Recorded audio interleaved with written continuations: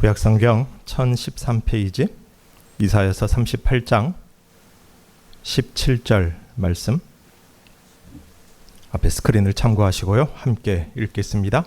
보옵소서, 내게 큰 고통을 더하신 것은 내게 평안을 주려 하심이라. 주께서 내 영혼을 사랑하사 멸망의 구덩이에서 건지셨고 내 모든 죄를 주의 등 뒤에 던지셨나이다. 아멘. 성도들이나 세상 사람들을 막론하고 이 고통이라는 것은 어쩌면 생의 가장 큰 문제라 할 수 있습니다. 마음의 고통, 가난의 고통, 혹은 열등감의 고통, 육체적인 고통, 이 모든 것들은 희노애락과 관련이 있고 이러한 고통과 관련된 모든 인과관계가 사실상 생의 그 자체라고도 할 수 있죠. 크고 작은 고통을 다 따진다면 사실 고통을 만나고 그 고통을 지나는 그 자체가 인생이라 그렇게 말할 수가 있을 것입니다. 그렇다 보니 성도들에게도 이 고통의 문제는 성도 앞에 놓인 가장 큰 숙제 중에 하나입니다. 사실 하나님께 어떻게 영광 돌리면서 그분을 기쁘게 해드리면서 살아갈지가 더 중요한 숙제이지만 사실상 성도들이 느끼고 성도들이 만나는 숙제는 이 고통의 문제가 더 큰 숙제가 아닌가 생각이 됩니다. 그렇다 보니 열심히 신앙생활 하였음에도 의롭게 선하게 살았음에도 찾아오는 고통은 더욱더 이해하기 힘들고 또 열심히 기도했음에도 불구하고 기대한 만큼의 고통의 문제가 끝나지 않았을 때에 자신에게 고통을 허락하신 하나님과의 관계에 문제가 생기기도 합니다. 하나님을 원망하는 것은 내가 하나님께 더 잘할 수 있는데 왜 거기까지만 허락하십니까? 때문에 하나님을 원망하고 미워한 경우는 단 한 번도 없습니다. 내가 고통스럽기 때문에 하나님을 원망하는 것이라 그 말입니다.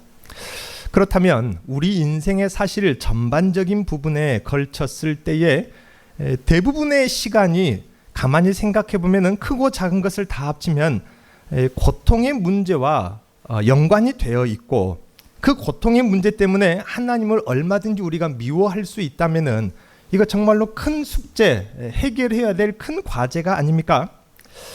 그렇게 보면은 이 고통 혹은 고난이라는 것은 육체나 심리의 감각으로 너무나도 쉽게 인지되는 것들임에도 불구하고 참으로 이해하기 힘든 것입니다.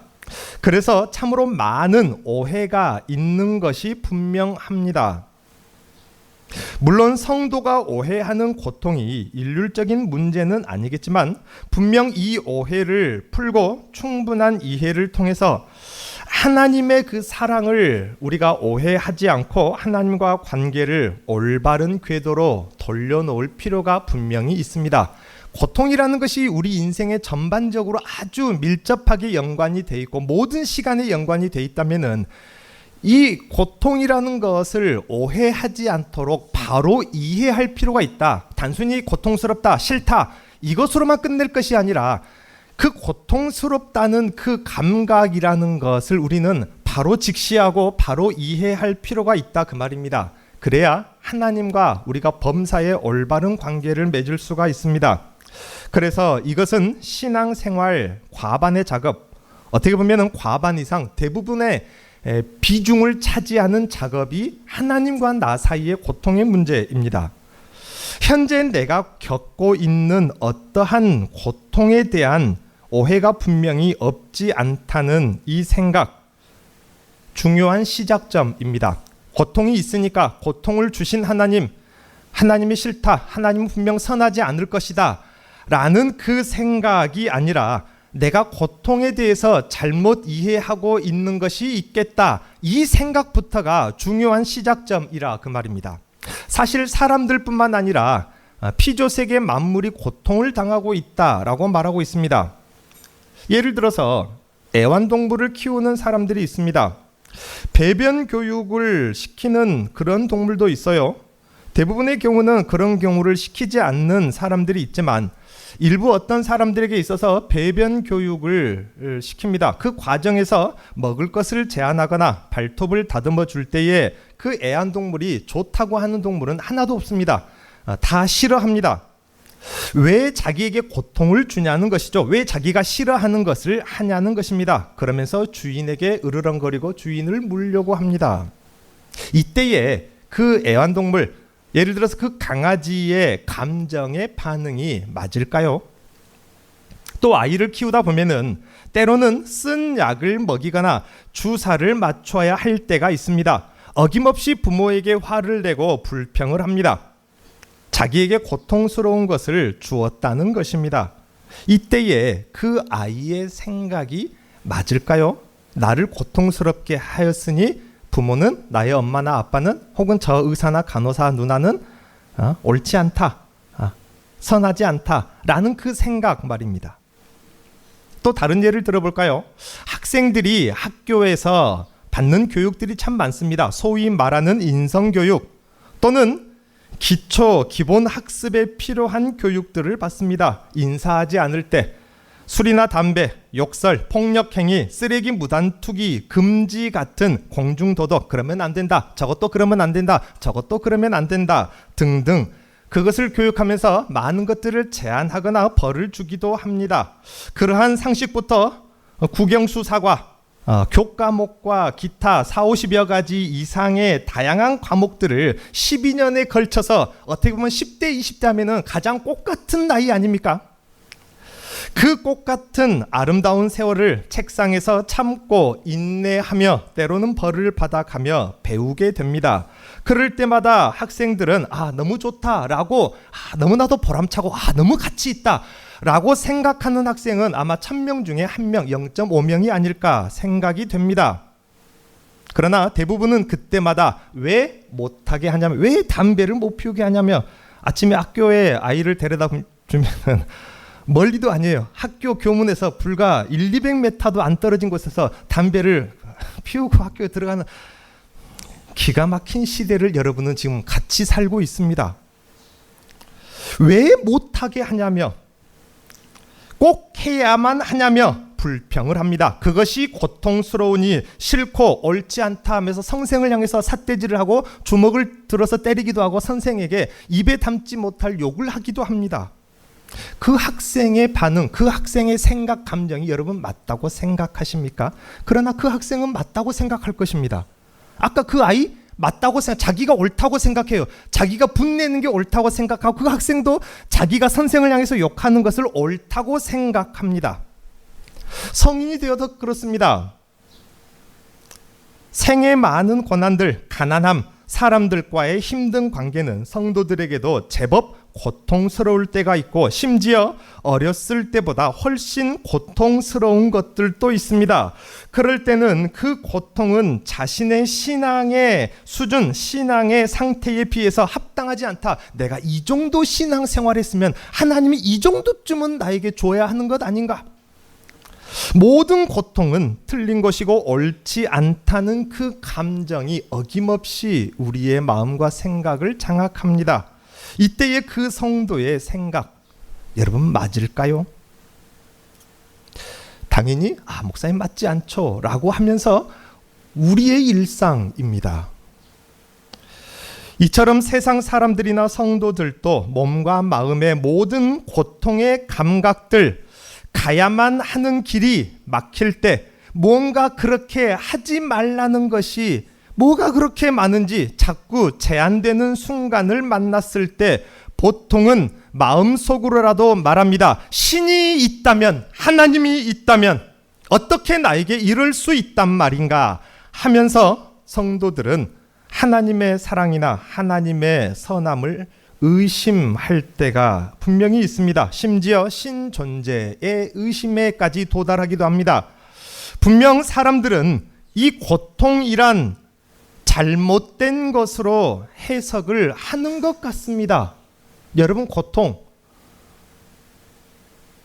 잘된 것입니까? 잘못된 것입니까? 이쯤 돼서 이 말을 던지니까 조금 이상해지죠. 또 갑자기. 오늘 설교의 시작은 바로 이 자리부터 시작합니다.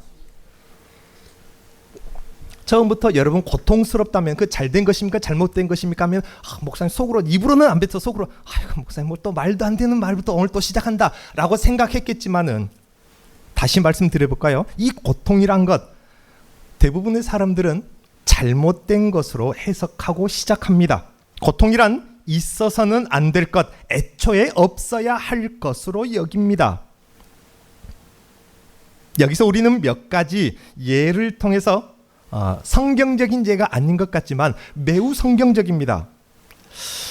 삼각관계를 정리할 필요가 있습니다. 하나님과 나, 그리고 또 뭐가 있을까요? 고통. 하나님, 나, 고통. 이 삼각관계를 오늘 반드시 정리하셔야 됩니다. 왜요? 우리의 인생의 대부분의 순간은 크고 작은 고통과 반드시 연결되어 있기 때문입니다. 예를 들어서 한 예술가와 그의 작품이 있다고 가만히 생각을 해보십시오. 예술가는 만드는 사람이고 작품은 그에 의해서 만들어지는 존재입니다. 그런데 작품의 입장에서 예술가의 선함을 의심할 때가 있다는 것입니다. 목사님, 뭔 작품이 생각이 있고 그런데요. 들어보십시오, 끝까지. 만약 예술가가 그 작품에 애착이 별로 없는 경우라면 어떻게 될까요? 대부분의 예술가는 약간 완벽주의적인 그런 성향이 있습니다. 그래서 자기가 손대는 작품에 애착이 없는 경우는 거의 없어요. 그러나 어떤 경우는 김생업입니까? 장승업입니까? 그 조선시대 화가가 있었죠. 김치국물을 대충 찍어서 그림 그렸는데 워낙 그 사람 작품이 비싸니까 김치국물도 그 찍어서 바른 그림도 서로 양반네들이 가지려고 하는, 대충 그렸겠죠. 혼과 뭐를 다 담아서 그렸겠습니까? 그렇지만 대부분의 예술가들은 자기 작품에 애착이 있습니다. 그럼에도 불구하고 애착이 없는 경우라고 가정했을 때 대충, 그래도 잘 만들겠지만 대충 그냥 손 몇 번 안 대서 만들어 놓고 뒤로는 별로 관심도 안 가질 것입니다. 그러나 예술가가 애착을 유독 가지고 있는 작품들이 있습니다. 그 작품을 어떻게 만들겠습니까? 고치고 또 고치고 손대고 또 고치고 떼었다 붙였다 지웠다 그렸다를 수백 번 반복을 합니다. 예를 들면 브람스 같은 작곡가가 있어요. 모차르트 같은 경우에 약간 천재적인 그게 있어서 악보에다 그림을 그리기 전에, 음표를 그리기 전에 이미 그 악보의 마지막 마디까지 다 완성된 다음에 그냥 받아 쓴 것밖에 아닌 정도가 모차르트가 한 거라면은, 물론 훨씬 후대 음악가니까 훨씬 더 수준 높은, 질적으로 양적으로 수준 높은 음악이었겠지만, 브람스 같은 경우는 자기가 교향곡 하나를 쓸 때 그 음표를 썼다 지웠다를 수백 번 해서 만들어낸 교향곡인데 그 교향곡이 4곡이나 있습니다. 그래서 브람스의 교향곡을 저도 이제 공부를 해봤는데, 모차르트나 베토벤을 공부할 때랑 브람스를 공부할 때는 공부의 양이 다릅니다. 음표 하나하나, 점 하나하나, 심표 하나하나 다 공부해야 돼요. 그래야 브람스를 이해할 수 있는 정도입니다. 그런 예술가처럼 자기 작품에 썼다 지웠다를 수백 번 반복해서 작품을 만들어낸, 세계에서 몇백 년 만에 한 번 나올까 말까 하는 그런 작품을 만들어낸 예술가들이 많습니다. 이때에 만약 그 작품에 자의식이 있다면, 생각이나 감정이 있다면, 예술가가 애착을 갖지 않은 작품은 큰 고통이 없을 것입니다. 단번에 만들어서 완성시켜놔 손도 안 대고 있으니 얼마나 좋겠습니까? 그렇지만 그 예술가가 애착을 가질수록 완성도의 높이와 섬세하게 다듬는 과정의 작품의 입장에서는 고통으로 느낄 것이고, 그래서 덜 힘들기를 바랄 것입니다. 나 좀 그만 좀 귀찮게 했으면 좋겠다. 그거 아닙니까? 좀 내버려 두지, 나를 좀. 에베소서 2장 10절을 보면은 우리는 그가 만드신 바라, 그가 예술가라네요. 그리스도 예수 안에서 선한 일을 위하여 지으심을 받은 자니 이 일은 하나님이 전에 예비하사 우리로 그 가운데서 행하게 하려 하심이라. 나를 만드신 하나님과 나의 관계가 그렇다, 그 말입니다. 하나님은 창조하여 만드신 예술가와 같습니다. 그것도 최고의 예술가입니다. 그리고 나는 그분의 손에 들리운 진흙과 같이 그분에 의해서 작품이 될 존재입니다. 바로 여러분들 말입니다. 하나님의 애착이 없다면 사람도 아니고 그저 사람 비슷하게 만들어 놓고 말았을 것입니다. 하지만 그분이 애착을 가질수록 더 섬세하게, 더 자주, 더 많이 손을 댈 것입니다. 조금의 각도라도, 조금의 흠집이라도, 조금의 변색이라도 허락하지 않고 싶은 것이 창조자의 마음, 작가가 작품에 애착을 가질 때의 마음이라 그 말입니다. 그런데 내가 만약 나에게 더 많은 시간과 공을 들이시는 이 하나님의 그 다듬는 손길을 그저 고통으로만 여기면서 당장 그만두기를, 이제 그만하십시오, 이쯤 있으면 됐습니다 라기를 바란다면은 그것은 작가의 마음도 모르고 그저 나를 덜 사랑해 주기를, 나에게 애착을 갖기 말기를 바라는 것과 같지 않냐 그 말입니다. 이것이 우리가 가지는 고통에 대한 오해일 수 있습니다. 또 다른 예를 들어볼까요? 주인과 반려동물, 아까 앞에서 잠깐 말씀을 드렸는데요. 주인과 반려동물의 관계를 한번 가만히 생각해 보십시오. 썩 내키지 않는 비유입니까?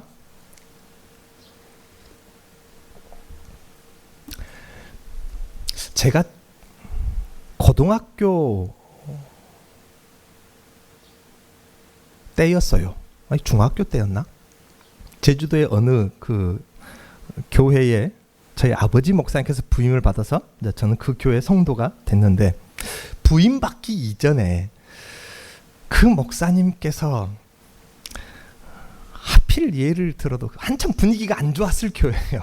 저희는 가기 전에 이제 그 앞선 목사님, 분위기가 너무 안 좋았을 교회에서 그 목사님이 오전 설교에 지렁이와 그 흙에 대한 그 비유를 설교 가운데 잠깐 들었는데, 여러분은 지렁이입니다.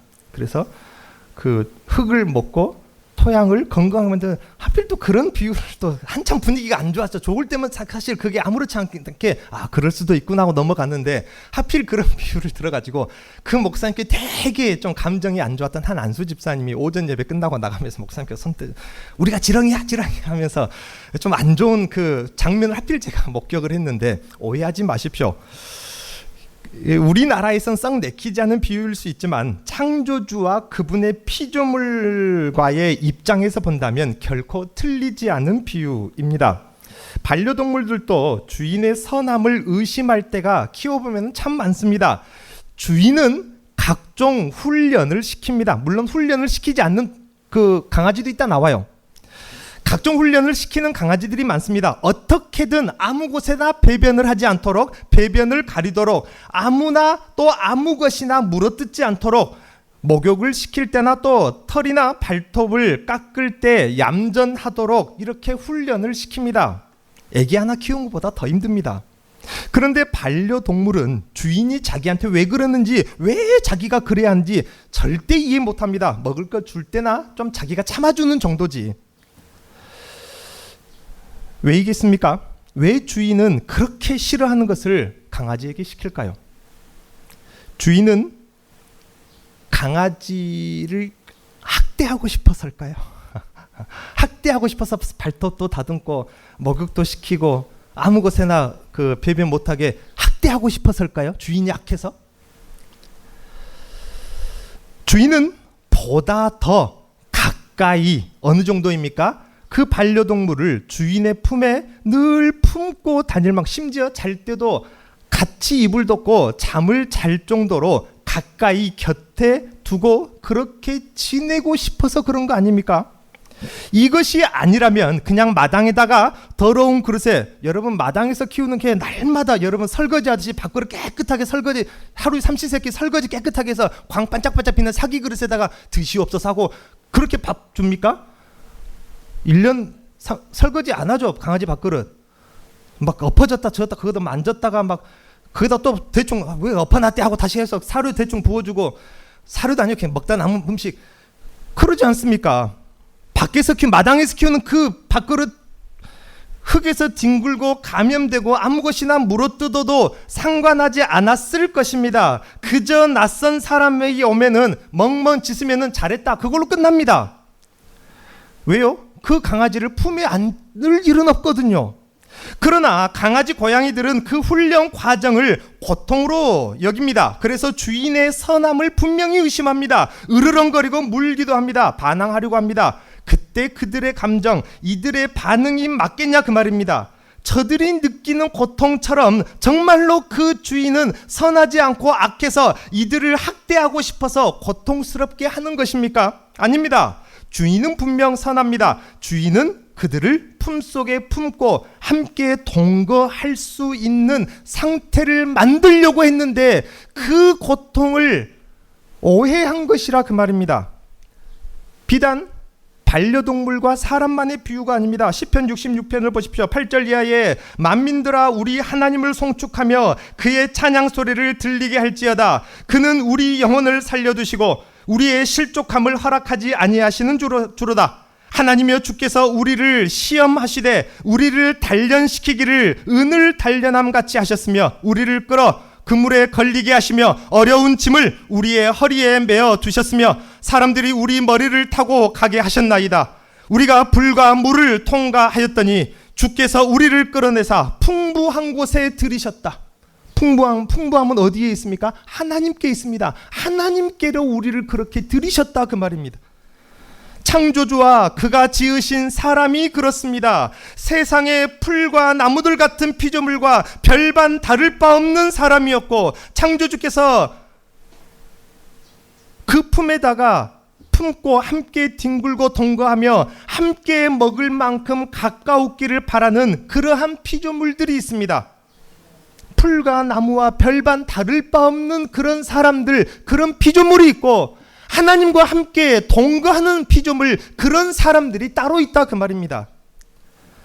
왜입니까? 이유 없이 그냥 저 사람들은 하나님께서 그 품에 품지 않고 함께하지 않고 여러분들은 이유가 있어서 여러분이 잘나서 하나님께서 그 품에 품으신 것입니까? 아닙니다. 이유가 있습니다. 바로 교회들, 성도들입니다. 그래서 그러한 가까운 관계가 가능할 만큼 훈련시키고 연단시키고 깨끗하게 하시고 얼마나 깨끗하게 하셨습니까? 짐승의 피로는 아무리 씻어도 안 되는 그런 죄까지도 그리스도 예수의 피로서 여러분을 깨끗하게 하셔. 얼만큼요? 하나님과 동거할 수 있을 만큼 깨끗하게 하신 것 아닙니까? 그렇게 훈련시키고 연단시키고 깨끗하게 하시고 가르치는 것입니다. 그거 하면 안 된다. 이거는 해야 된다. 그거 하면 안 된다. 거기 가면 안 된다. 이거 해야 된다.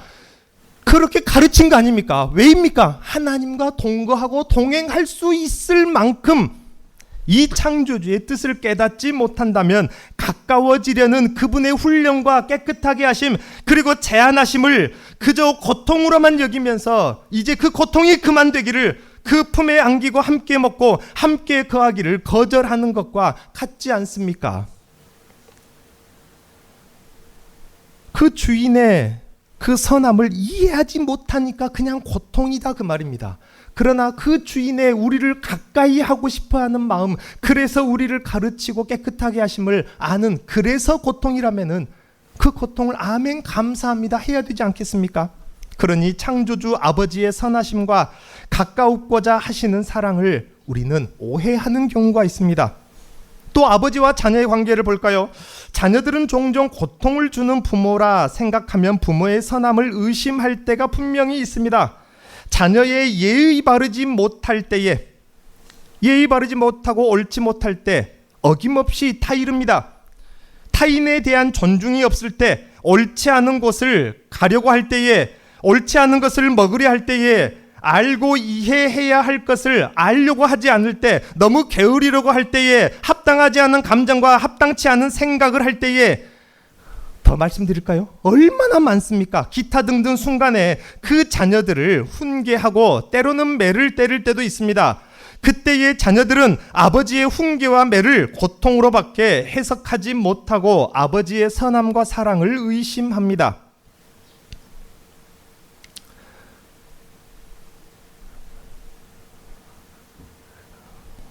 입을 한번 닦고 해야겠습니다. 하도 제가 열을 내서 설교를.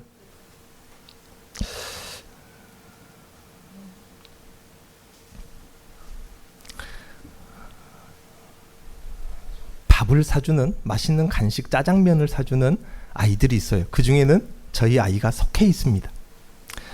짜장면을 먹을 때 부모가 가장 시선이 가는 곳이 어디입니까? 아이고, 네 짜장면 내 거보다 더 맛있겠다, 그겁니까? 어디에 시선이 갑니까? 그렇죠. 입에 이렇게 왜 그렇게 묻히고 먹는가 몰라요. 어른들도 묻히고 드시는 분 계십니까? 그럴 수도 있어요. 맛있게 드시면 되죠. 그러면 어김없이 티슈를 한 장 빼서 어떻게 해줍니까? 닦아줘요. 그런데 닦고 나면은 그 다음 짜장면 한 젓갈 할 때 또 똑같이 되면 이렇게 묻히는 애기들도 있고 막 이마에 묻히는 애기들도 있고 그럽니다. 그럼 또 닦아줘요. 그러면은 이상 클 때까지 그렇게 닦아주는 것을 좋아합니까? 싫어합니까? 처음 몇 번은 지가 참아주는 거예요. 그냥 아이고 닦아주고 저를 정결케 하셔서 감사합니다. 그런 애기 하나도 없습니다. 그냥 처음 몇 번 한 두세 번은 지가 참아주는 거예요. 그냥 귀찮지만 참아주는 거. 한 네다섯 번 닦아주면요. 싫다 그 말입니다. 그런데 그 옆에 다른 아이들 그렇게 다 일일이 막 대여섯 명 다 닦아줍니까? 냅둬요 그냥. 그냥 물티슈 아주 친절을 베풀면은 하나 빼서 그냥 그 앞에 닦고 먹어라. 그 정도 던져주고 너 닦으면서 먹어라. 그 정도지. 우리 애기만 닦아줍니다. 그런데 그것을 우리 애기는 어떻게, 우리 애기 그렇단 말이 아니고 그냥 예를 들면 그렇다 그 말입니다. 저를 귀찮게 하지 말라 그 말입니다. 당장이라도 그 고통스럽고 귀찮은 것을 멈췄으면, 그래서 자기 마음대로 하도록 내버려 뒀으면 합니다. 그러나 그것이 합당합니까? 가르치면 안 됩니까? 옳지 않은 것을 그냥 냅둬버려야 됩니까? 이 아버지의 사랑이 선하지 않은 것입니까? 아닙니다. 지금 아버지는 자녀를 그렇게 옳지 않은 것, 해야 할 것 일일이 가르치고 귀찮게 하고 때로는 훈계하고 매를 때리는 것, 그 자식이 불량배가 되지 않게 하려는 것이 아닙니까? 그대로 뒀다가는 함부로 아무 욕설이나 다른 사람에 대한 존중과 예의가 없이 하는 것을 내버려 두면은 필히 불량배가 되고 마는데, 불량배가 안 되게 하려고 하는 것 아닙니까? 인생 낭비를 뒤늦게 깨닫고 후회하지 않게 하려는 것입니다. 만약 이 아버지의 훈계를 그저 고통으로만 이해하고 그것이 그만되기를 바란다면 자신이 실패자가 되도록, 자신이 불량바가 되도록 내버려 두라는 것과 똑같습니다. 아버지의 사랑과 훈계를 단순히 고통으로만 오해를 한 것입니다. 잠언사나 히브리서 12장을 보십시오. 또 아들들에게 권하는 것 같이 너희에게 권면하신 말씀도 잊었도다. 일러스되 내 아들아 주의 징계하심을 경히 여기지 말며 그에게 꾸지람 받을 때에 낙심하지 말라. 주께서 그 사랑하시는 자녀를 징계하시고 그가 받아들이시는 아들마다 채찍질 하심이라 하였으니 너희가 참음은 징계를 받기 위함이라. 하나님의 아들과 같이 너희를 대우하시니 어찌 아버지가 징계하지 않은 아들이 있으리요? 징계는 다 받는 것이거늘 너희에게 없으면 사생자요 친아들이 아니라. 또 우리 육신의 아버지가 우리를 징계하여도 공경하였거든 하물며 우리 영의 아버지께 더욱 복종하며 살려 하지 않겠느냐?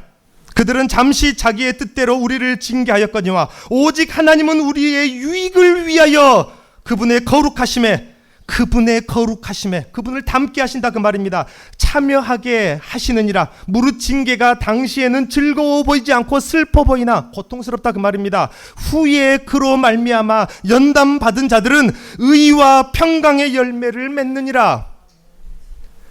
하나님 아버지와 그의 자녀된 성도들과의 관계도 그렇습니다. 하나님은 자녀된 성도들마다 아버지의 성품에, 아버지의 깨끗함에, 아버지의 거룩함에, 아버지의 지혜와 능력과 장성한 분량에 이르시기를 바라고, 거룩하지 않은 것, 악한 것, 사망에 이르는 것, 죄된 것, 그것들을 못하게 막으시려고 훈계하실 때가 있고 징계하실 때가 있고 맷때릴 때가 있다 그 말입니다. 그러면 그렇게 훈계하시고 맷때리시고 그런 고통을 주시는 하나님 아버지가 선하지 않아서입니까? 악해서입니까? 사랑하지 않아서입니까? 그래서 고통을 우리에게 주시는 것입니까? 네가 언제까지 귀찮은 거 참은가 보자 하고 그런 것입니까? 이것을 그저 고통으로만 해석을 하고 세상적으로 뒹굴고 세속적인 그런 말과 행동을 담고 죄악과 가까워지도록 아버지의 집과 그 아버지의 집을 향하는 여정과 그 기업과 사명을 모르도록 내버려 두기를 바란다면은 하나님이 사랑해 주지 않기를, 그저 불량배가 되기를 바라는 것과 별반 다르지 않다 그 말입니다. 남편과 아내의 경우는 어떻습니까? 서로가 서로를 사랑할수록 관심은 커질 수밖에 없습니다. 작은 한 올의 흠도 상대에게 있는 것을 용납하지 않습니다. 또 다른 곳으로 눈 돌리는 것도 허락이 안 됩니다. 어쩔수록이요? 사랑할수록. 자기 말고 다른 사람에게 관심을 주고 모든 사람에게 사랑을 주는 것이 아니라 오직 자기에게만 관심을 주고 자기에게만 사랑을 주기를 바란다 그 말입니다. 사랑할수록. 그런데 때로는 이러한 남편이나 아내의 사랑과 관심을 마치 자기를 귀찮게 하고 자기를 구속하는 것으로, 자기에게 불필요한 상대의 집착으로 생각하면서 그 모든 것을 고통스럽게 여길 때도 있습니다. 그래서 만약 그러한 관심을 중단하기를 원한다면 그것이 합당하냐 그 말입니다. 그것이 아닙니다.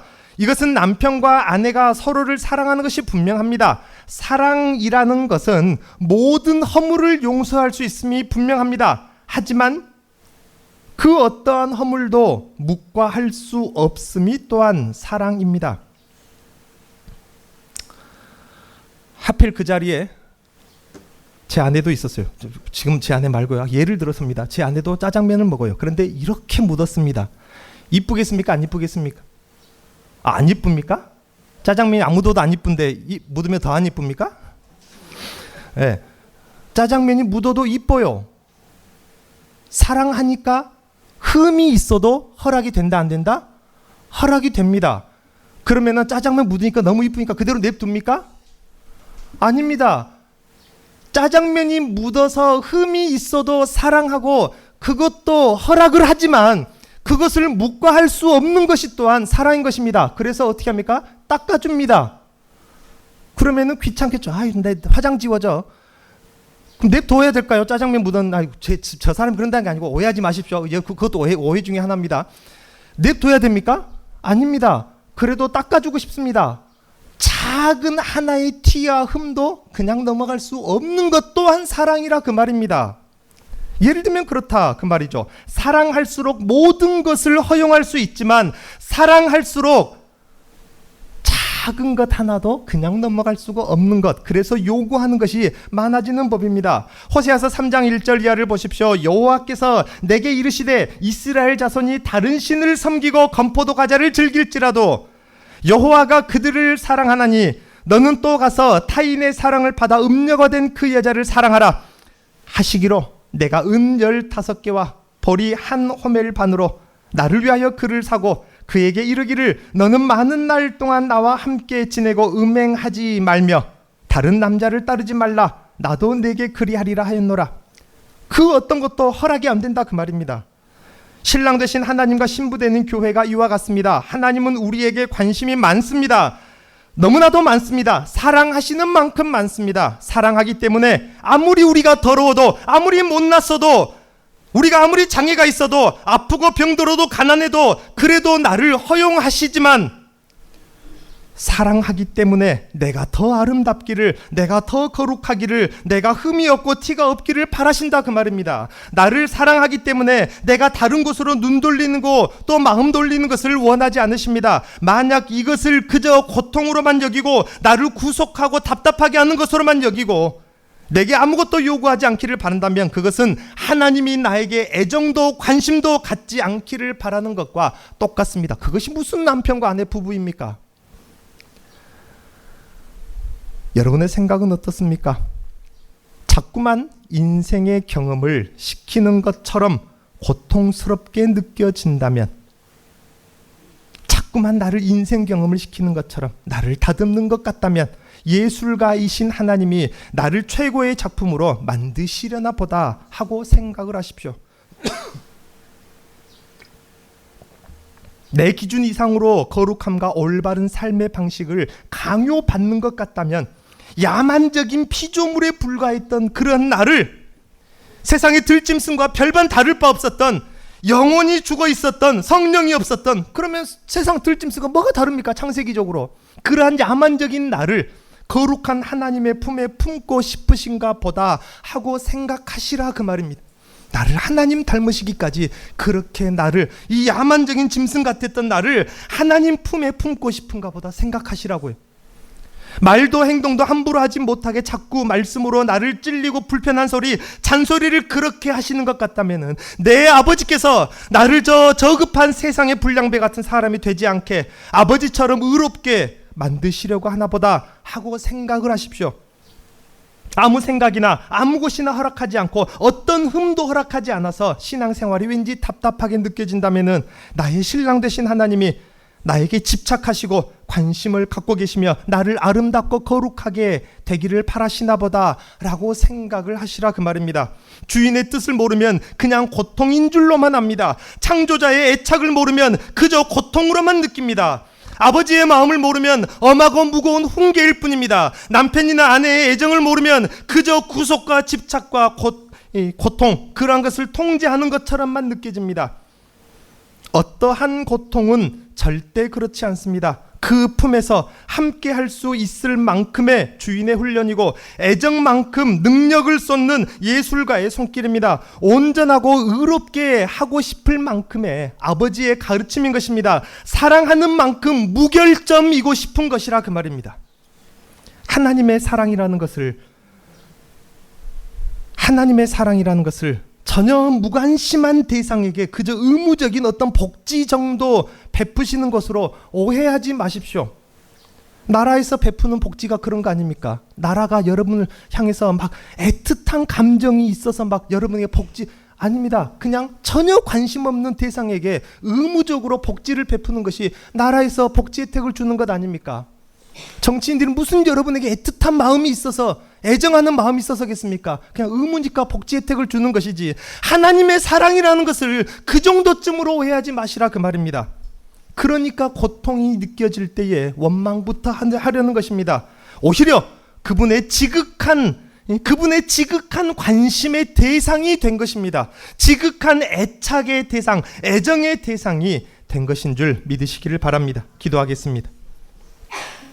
하나님 아버지, 우리 인생 가운데 너무나도 많은 순간에 크고 작은 고통과 얽혀서 고민할 때가 있고 그럭저럭 참아낼 때가 있고 때로는 너무 힘들어 누군가를 원망하고 싶을 때 눈에 보이지 않아서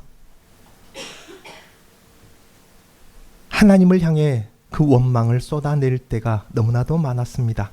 우리가 구원을 받았음을 믿는다면, 우리 안에 성령이 계심을 믿는다면, 하나님께서 우리 아버지 되시고 우리의 창조주 되심을 믿는다면, 우리 주님께서 우리의 거룩하신 신랑 되심을 믿는다면은 우리를 사랑하심으로, 우리를 애정하시고 우리에게 애착을 가지시고 우리에게 관심을 가지심으로 우리에게 허락하시는 그분의 손길을 고통으로 느낄 것이 아니라 그분의 사랑의 손길로 느끼고 깨닫게 하여 주옵소서. 그래서 그 고통을 참아내게 하시고 견뎌내게 하심으로 하나님과 함께 그 품에서 동거할 때에 하나님께 우리의 사랑을 드리고 우리의 감사와 찬송을 한없이 돌려드리는 하나님의 사람이 되게 하여 주옵소서. 예수님의 이름으로 기도하옵나이다. 아멘.